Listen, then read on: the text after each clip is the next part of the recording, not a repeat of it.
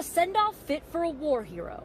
Family and friends of George H.W. Bush gathering at St. Martin's Episcopal Church in Houston, saying a final farewell to the 41st President of the United States. Overnight, the public was allowed into the church, saying their own farewells to the political icon. President George H.W. Bush returning home to Texas following a service at the National Cathedral Wednesday.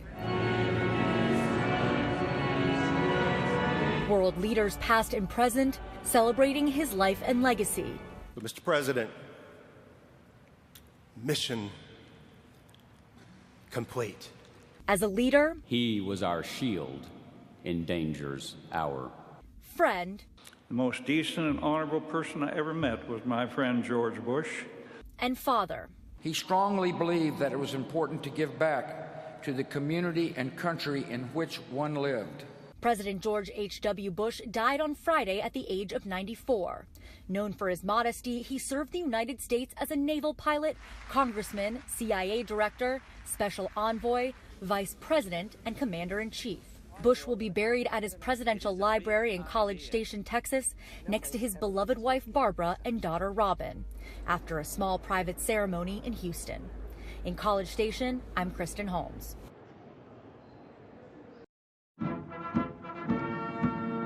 Former President of the United States, George H.W. Bush, is making his final journey back to his adopted home state of Texas.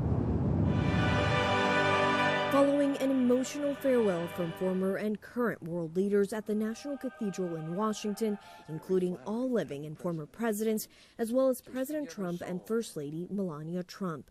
To us, his was the brightest of 1,000 points of light. Moving tributes from those who worked with him. The most decent and honorable person I ever met was my friend George Bush, one of nature's noble men. Those who understand the legacy he leaves behind. I believe it will be said that no occupant of the Oval Office was more courageous, more principled, and more honorable than George Herbert Walker Bush. And from his son. Through our tears, let us know the blessings of knowing and loving you, a great and noble man, the best father a son or daughter could have. And in our grief, let us smile knowing that Dad is hugging Robin and holding Mom's hand again. I'm Camila Bernal. A great and noble man, the best father a son or daughter could have.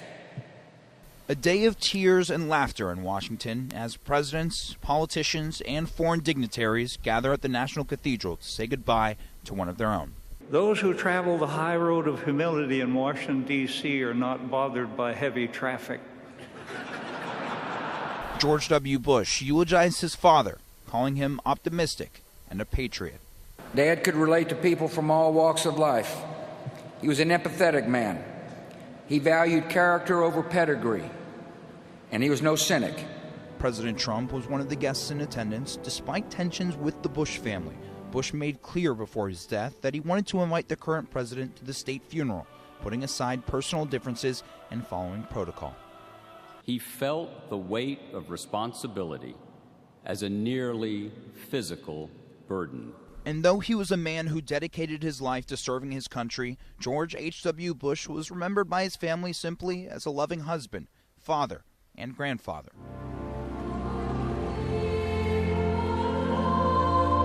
Today's memorial service embodied the spirit of George Herbert Walker Bush, war hero, congressman, statesman, and 41st President of the United States.